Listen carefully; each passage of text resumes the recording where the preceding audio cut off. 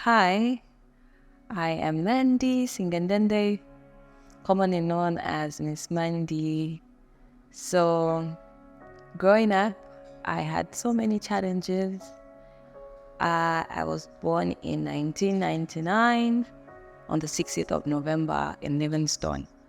So, my biological dad was Mr. Daniel Ngulube, and that's my biological last name. My last name is Ngulube. But on his funeral, my mom was not working at that time. And so after his funeral, my mom's older brother, Mr. Tommy Singedende, he decided to adopt me because at that time, my mom had no source of income. And so when they got me, this is when they decided to change my name from Ngulube to Singedende, with their own reasons, obviously, because no one from my dad's side had claimed me. So this is why they got me and they changed my name. So my dad, Mr. Tommy Singedende, who's actually my mom's older brother, the time he adopted me, he was married to his second wife. So there was a wife that he was married to at first, and she passed away. And around that time, he was now married to his second wife. So I grew up in a home full of guys. My stepmom at that time had male children. She had 3 male children, and I was the only girl child, even though her niece came and we were staying there, but the house was full of guys. So growing up, I was more like a tomboy. I would watch wrestling instead of watching cartoons like other people. I would climb on top of the shelves, fall on the bed, how you play as boys wrestling. And then I later started school. The school was just in Yumbayanga. I was at Mount Sinai. I was a very sharp girl, surprisingly. I don't know what changed, but I was a very sharp girl. And this is what linked to me being a daddy's girl. Around that time, my dad was still taking himself to school because he grew up in a family where they didn't take school seriously. So among his siblings, he was the first person to ever finish grade 12, and he was also the first person to go to university, which he took himself to university. So at first he worked under ZAF, and then he worked with ZESCO, and then he started taking himself to school abroad to go and study biomedical engineering. So the house was always free. And my stepmom at that time was a pastor. So they had some marriage disputes, which I'm not going to mention here. But then one time I was knocking off from school around 16 hours. I went home. I found the gate was wide open and there was a big pickup vehicle that was getting all the things that were in the house. So I was in shock, and then I saw my brothers. They were seated there in the pickup vehicle and they were asking me, where are you going to be staying? So I was asking them, what do you mean where are you going to be staying? Don't we stay together if we're shifting or going together? And he said, no. And I was only 9 at that time. I remember that was 2009. I was only 9 and my dad wasn't around. He was at work. He didn't know anything that was happening. He told me, no, we are the ones that are going. You are remaining. I was in shock. How? That's how they got everything. The house was left empty without a spoon. And I was a kid. I didn't know what was happening. You know what I did? My dad wasn't around. I got my friends and we started playing in the house that was empty. When my dad came, he was very shattered because he didn't know what happened. And that's what led to their divorce and everything. Fast forward, I think we only stayed in that house for like 2 days. He received a call from the landlord saying we should leave the house. We don't know why the landlord had to say that. And it was at this point when I realized that things were bad. And at the moment, I think my dad's pockets were dry. So the only place we could go to was at my grandma's house, because my grandma at this point, she was not around. She went to Mongo to go and nurse my auntie who was supposed to give birth. So when we had to move. No one around me knows that I actually stayed in Bowlen. And not Bowlen now, the Bowlen that you know now. Bowlen a long time was like Bowlen, like Bow's Den. When you hear Komboni, that was the Komboni place. And growing up in Mayadi, growing up in Umayanga, and then suddenly your life just changes, and then you are staying in a 2-roomed house in Bowlen. Places like that would kopa mudadada a long time. There are over 12 houses in one yard, small tiny ones, different characters, different children, different people, with a bathroom outside for Mbasa. And that's how we had to move, my dad and I and my older brother and my cousin. So we were staying in that house. It was very bad to an extent where, you're sleeping, your dad comes back from work, he's tired, and then he's jumping you guys, you're literally sleeping, sitting you, he's jumping over you guys so he could go to bed. Early in the morning, you're going to bath, your chest is outside, Kambasa, it's short like that, your chest is outside. And the change of environment affected me a lot. I was sick almost every month. I got sick of malaria. What did I get sick of? I got sick of cerebral malaria to an extent. It was really bad, but the love we had for that, there's nothing we could do about that. We just had to continue living, because it's life and it's learning. Most people don't know this story. It's a story we normally don't talk about, because the life in Bowden was something else. I remember times, because I continued going to the same private school I was going to, so I think rumor had it in the school that Mandy is now staying in Bowden.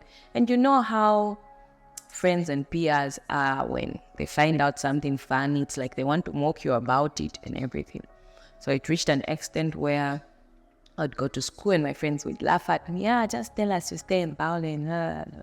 I was a kid, so I didn't understand why it was funny for them, but only later on when I grew up is when I actually thought about it. And but anyway, we kept pushing. I was still a smart girl in school. We moved out. We started staying in Livala. At least the house was better. Actually, we used to stay in a yard that was owned by Drifter Trek's father. So we grew up in that place. It was a little bit of some change, but for me, I don't know, change of environment was still bad. I got cerebral malaria ×2 again, and this time it was fine. I had so much fitting, and people were making fun of it. I didn't get it still. Fast forward, my dad continued taking himself to school. He continued taking us to school. But then it also reached a point where he needed to pay for his school, because that was what's going to change the situation at home, or either pay for my school. And I was only in grade 7 by then. So when we wrote our grade 7 provincial mock, it's something unbelievable, because at grade 7 they would give you results like you've gotten 700 and what, you've got 700 and what. But at my school, I was the highest with only one wrong, and I remember that was in CTS. And grade 7 is out of 900, so it means that I got 899. But because of the huge gap, the school had to give us results as this one has passed number 1, this one has passed number 2, and whatever. And everyone always says mock is very hard. But then it was sad that even after I was the highest at school, and it was a private school, there came a time when I was owing the school a lot of money. And I had to stay out of school. I only went there to write my grade 7 exams. So I would go for work with my dad, and his friends would ask me, you're not supposed to be in school, why are you here? And I would say, no, I haven't paid my school fees, so Later on, I managed to write my grade 7 exams. I passed, and you know how they write down names that this one who has passed will be going to this school, this one will be going to this school. So I passed and I was supposed to go to St. Mary's, but the fees also came back. I couldn't go to St. Mary's because it was too expensive. My dad couldn't afford to pay for it at that time. And family also had their own responsibilities. So it took me like two to 3 weeks to actually enroll into a school. And I started going to Lusaka Girls. I was very upset because I pictured my life, because of how hard I used to study. I pictured my life and my school life and work to be at a certain level, you know. I pictured to be at elite schools, to be at St. Mary's. And there I found myself at Lusaka Girls. To make matters worse, the class I was supposed to be in was already full because I delayed to go to school. So I had to go to in an 8D class. I remember there were some girls who I was in the same class with when I was in grade 7, and they were in the very class. And I was telling myself, I'm like, how come I'm in this class with these guys? These guys don't study. These guys are in this class because they are not so intelligent and everything. But anyway, it's life. We continued.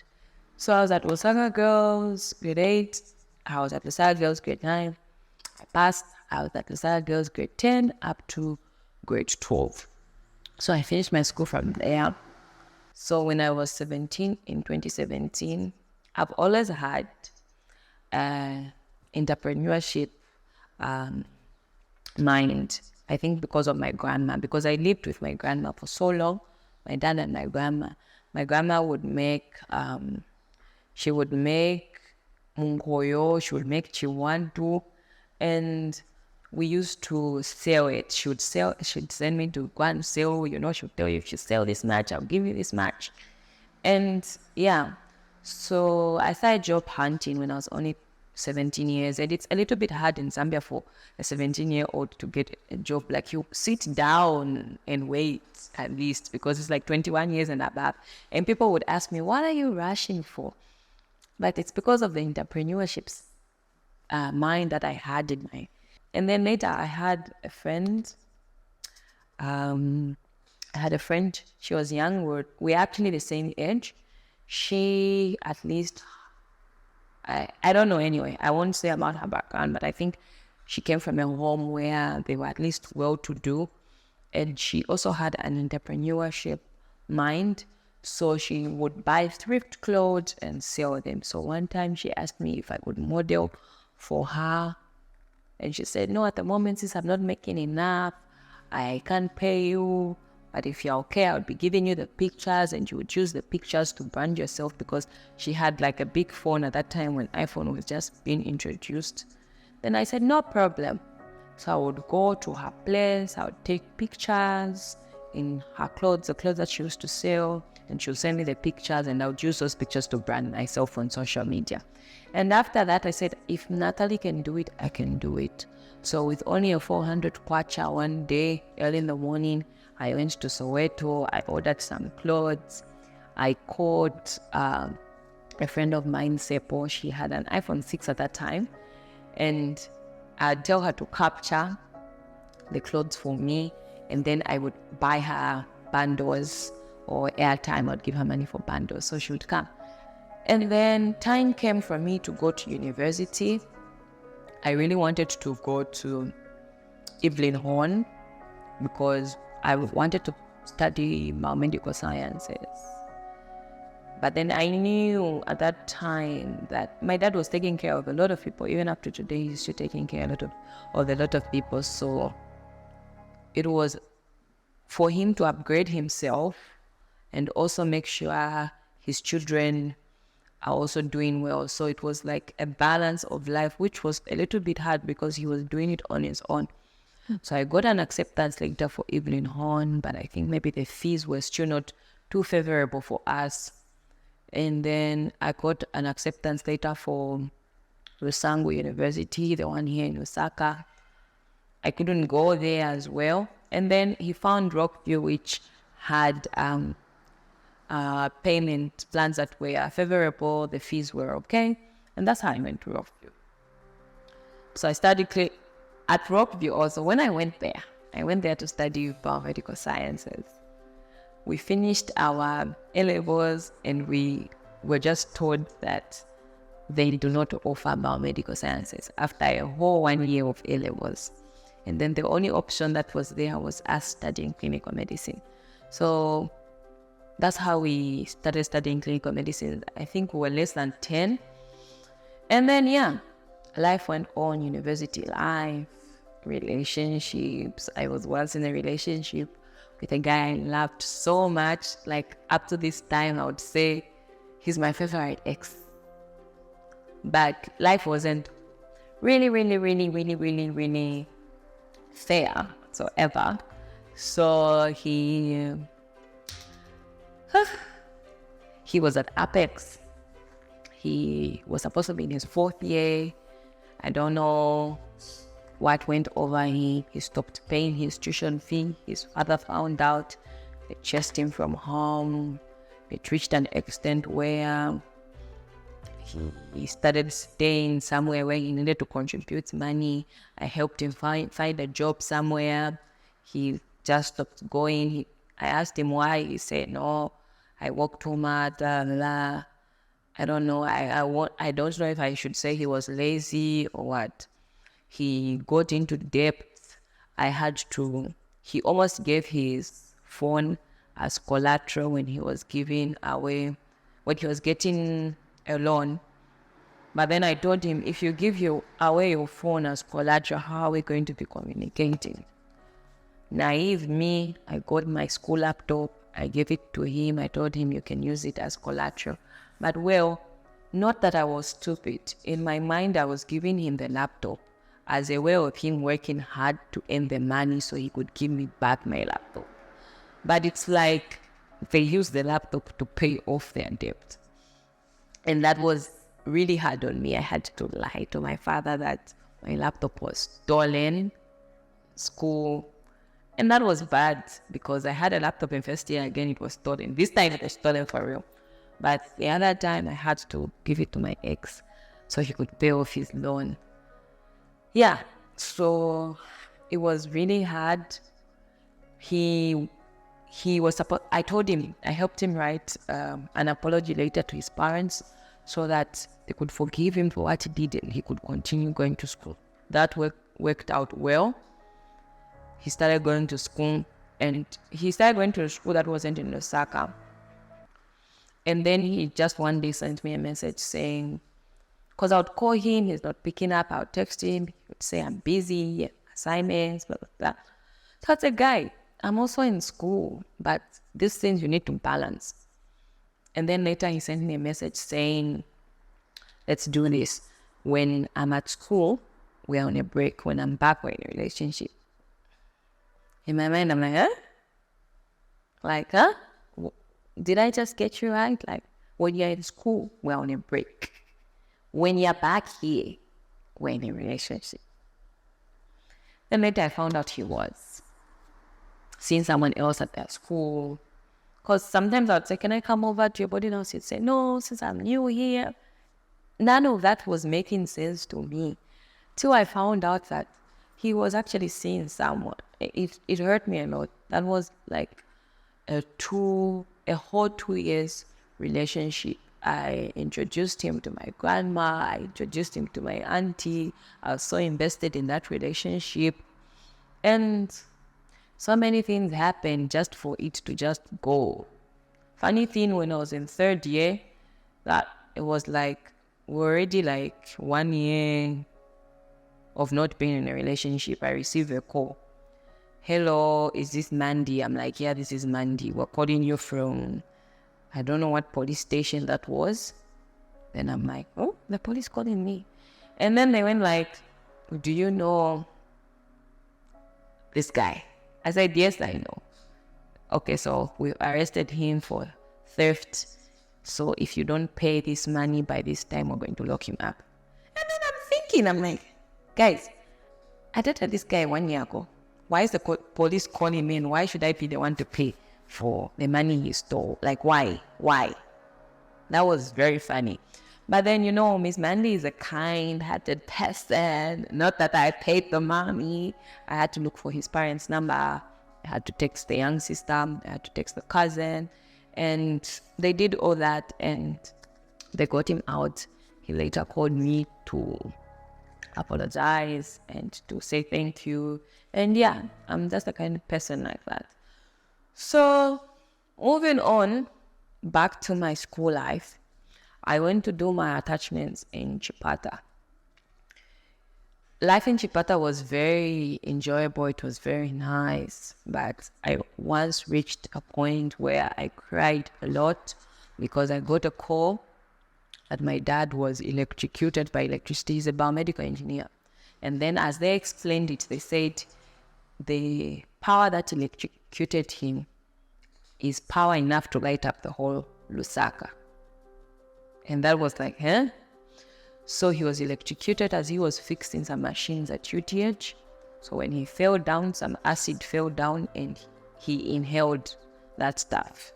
So he was like unconscious, and I was so much aware. I would call people, no one would speak up, and I would cry myself to sleep all the time because I was hoping to not think the worst. But he's a strong guy. He's a strong man, and God is faithful all the time. So fast forward, we came back to Lusaka after our attachments. It was now time for us to write our exams. Guys, it was only a week to write our exams. You know how you are supposed to clear office by office. You have to make sure you clear. You don't owe the school anything. I was owing the school a 10,000 kwacha. 10,000 kwacha. If I do not pay the full amount, I will not write the exam. And I'm telling you that it was just a week. There was no money anywhere. It almost reached a point where my dad was going to give away his car's collateral. And it was hard. I had no phone. My phone was stolen. I had no laptop. The only thing I was relying on were books. And you know how it is in university where you rarely write in the books because the lecturer sends you handouts. I remember one of my friends actually asking me, why are you bothering yourself to study? Because you're not going to write the exams. And to be honest, if you remember yourself, you will say, lose. It touched you. But I continued studying. So I would wake up in the middle of the night when my friends are sleeping. I will steal their laptops, just study a bit, peruse and everything. Because also I had very good CAs. But guys, the way God works, you don't know. You don't want to know. The way God works is amazing. A day before my final exams, my dad's money came in because he is a freelancer. So he works, he's got his own company. So it only means if he doesn't work, there is no money. It's different from when you're working for the government, at the month end you're going to get a salary. But if he does not work, there is no money. And then from nowhere, the money just came in like on the last day. He just called me immediately. He's like, meet me by the bank, paid, and I did my clearance in one day. And everything was sorted. I was relieved. I wrote my exams. As I was waiting for my results, I continued the hustle. Started selling clothes, thrift clothes. Fast forward, Miss Mandy doesn't like to just sit around, do nothing. I am my own boss. I'm a boss. And I've got a lot of people that are depending on me. So if I just sit around doing nothing, then I'm killing everyone around. My breakup was so bad because that thing where you are dating someone and you're thinking apanafika, like you meet their parents, you meet their siblings, and it's like you've reached, and it's something that I never thought about. Like there are those relationships, one day is Zakasila, but for this one, I put in everything, like every little thing.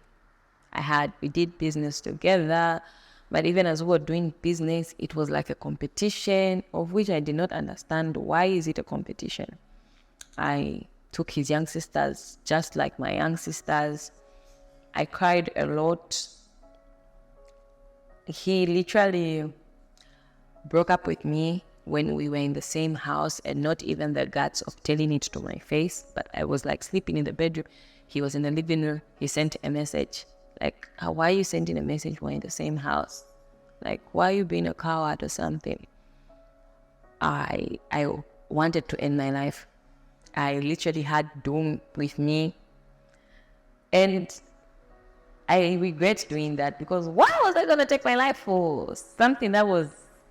Why? That was Mandy. Now this is Miss Mandy, and Miss Mandy is telling Mandy that please, you will not take your life for someone that does not deserve you. But it was very bad. I remember my friends calling him, and he was like, no, she's just okay. Like, Brad, did you see me? I was literally 1,000 ways to die in that room. It was so bad. I cried a lot. I had to pack my things just there and then. I had to go. He did not say a single word. He was so unbothered. I literally thought we were going to get back. I cried myself. I cried every single day of my life. But then I decided to focus my energy on something that was going to build me. I didn't even want to be in a relationship at that point. So I started doing some job hunting. I started working at a hair store at East Park. The time was very hard, but I continued going because you have to be at work at 8:30 and you knock off at 19 hours. Sometimes I would walk to home, and it was really far, but then there was nothing I could do. I was just praying because, Lusaka is dangerous as well. So I would walk at night, knock off 19, you have to walk a very long distance just so you could get on a bus. My parents didn't know anything about this. I wanted to go home, but then I also didn't want to give up on the dream. So I decided to continue hustling. One time, Denver 24 posted a job ad. They needed models. I went there. When we went for interviews, we were like over 60 models. We were shortlisted till we were like 6, from 6, 4, 4, 3, and 1 alone. And I was so much shocked. Those that know me, they know how skinny I was. And for a clothing store, if they are looking for a model, it's probably someone that's KV, chubby, so you can fit well in the clothes. But I was literally a size 24. And because of my determination and hard work, I was the one that was chosen. I was the chosen one because I worked extra hard every time. Despite being a model at Denver 24, I made sure I also had my own side hustle to an extent where I now started living alone. I was no longer living with my friends. Could manage to pay my own rent, get my own food, living in my own house. And, the vision is still big. The vision, the dream is still there. It's still big. And that's one thing I always encourage people to always believe in yourself. When you start something, make sure you finish it.